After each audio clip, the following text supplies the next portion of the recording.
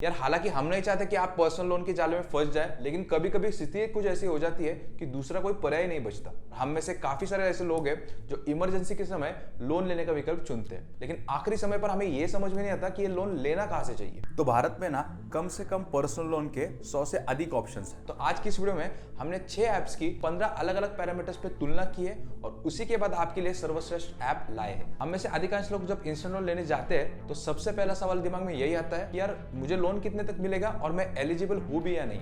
देखिए, अगर आपकी उम्र 21 साल से कम है तो 80% कंपनियां आपको लोन देगी ही नहीं, क्योंकि 21% से कम उम्र वाले मोस्टली स्टूडेंट्स ही होते हैं और इनको लोन देने वाली कंपनियां सिर्फ 2 ही है, ट्रू बैलेंस और होम क्रेडिट। पर जैसे कि आप लोग देख सकते हो कि अगर आपको लोन मिल भी गया तो ये जो कंपनियां इनके ब्याज दर काफी ज्यादा होते हैं। जैसे कि ट्रू बैलेंस का अगर हम लोग देखें तो हर महीने वो 5% ब्याज दर पे आपको लोन देती है। वो इसलिए क्योंकि जो स्टूडेंट्स को ये लोन देते हैं तो स्टूडेंट्स का कोई इनकम सोर्स नहीं होता है और इसी कारण की वजह से इनका जो ब्याज दर रहता है वो काफी ज्यादा रहता है। बाकी ऊपर के अगर 4 कंपनियों में अगर देखें तो सबसे कम इंटरेस्ट रेट है नावी का, जो कि है 10%। और ये 10% शायद ही किसी को मिलता होगा, पर यहाँ पर रिलेटिवली आपको कम इंटरेस्ट पे मिल सकता है। अब धनी और क्रेडिट भी अच्छे खासे रेंज में है, लेकिन जो कैशी है इसके शुरुआती रेट ही काफी ज्यादा है। अब ब्याज दर तो ठीक है, लेकिन लोन कितने का मिलेगा और कितने समय तक का मिलेगा। अब यहाँ पर भी नावी हमें सबको पछाड़ता हुआ नजर आ रहा है और नावी में जो आपको राशि मिलती है वो भी हमें सबसे ज्यादा दिखाई दे रही है, जो कि है 20 लाख रुपए की। और अगर बात करें कितने समय तक का मिलेगा तो वो भी हमें नावी में सबसे ज्यादा दिखाई दे रहा है, जो कि है 72 महीने या फिर 6 साल। तो जैसे कि हमने पिछले टेबल में देखा था, क्रेडिट बी और धनी इनके जो इंटरेस्ट रेट थे वो अच्छे खासे रेंज में थे। तो इनके जो अभी अमाउंट है और टेनर है, यानी कि जितनी राशि आपको मिलने वाली है और कितने समय तक मिलने वाली है, ये भी अच्छे खासे रेंज में। धनी जो है वो आपको 5 लाख रुपए तक का लोन दे देता है मैक्सिमम 2 सालों के लिए, और क्रेडिट भी आपको 3 लाख रुपए तक का लोन दे देता है 15 महीनों के लिए। अब अगर बात करें ट्रू बैलेंस की, तो ट्रू बैलेंस का जो लिमिट है वो काफी कम है और देता भी 116 दिन के लिए। तो यहाँ पर हमें साफ साफ समझ में आता है कि ट्रू बैलेंस वाले सिर्फ स्टूडेंट्स को ही टारगेट कर रहे हैं। ये लोग वर्किंग प्रोफेशनल्स को टारगेट नहीं कर रहे, क्योंकि स्टूडेंट्स को ही कम समय के लिए लोन चाहिए होता है। तो यार अब ये तो समझ में आ गया कि ब्याज दर कितना रहेगा, कितने राशि तक का लोन मिलेगा और कितने समय तक मिलेगा। पर आपको पता ही होगा कि ये सारी कंपनियां बाकी 1000 तरीकों से चार्जेस लगाती है, तो एक बार उन्हें भी देख लेते हैं। अब यहाँ पर भी हमें नावी ही दिखाई दे रहा है, जो कि 0 प्रोसेसिंग फी ले रहा है और लेट पेमेंट के चार्जेस भी इसी के सबसे कम है। लेकिन अगर आपको मैं साफ बताना चाहूँ ना, तो ये 0 प्रोसेसिंग फीस डिपेंड करती है आपके क्रेडिट स्कोर पे और बाकी पैरामीटर, जैसे कि आपकी सैलरी कितनी है, आपकी क्रेडिट हिस्ट्री कैसी है।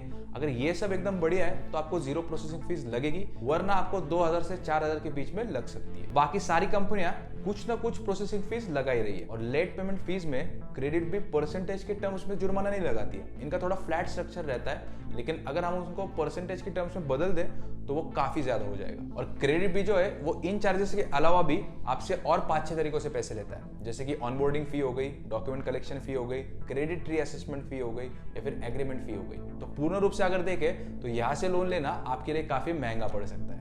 और अगर बात करें धनी और कैशी की, तो उसमें इस प्रकार के छुपे हुए चार्जेस थोड़े कम रहते हैं और ट्रू बैलेंस के चार्जेस तो इतने ज्यादा है कि उसको बाकियों से कंपेयर भी नहीं करना चाहिए। और अगर बात करें होम क्रेडिट की, तो वो थोड़ा बेहतर है ट्रू बैलेंस से बाकी चार्जेस में। तो चलो अब ये तो समझ में आ गया कि कितने प्रकार के चार्जेस होते हैं, ये भी समझ में आया कि कहाँ अप्लाई करना चाहिए।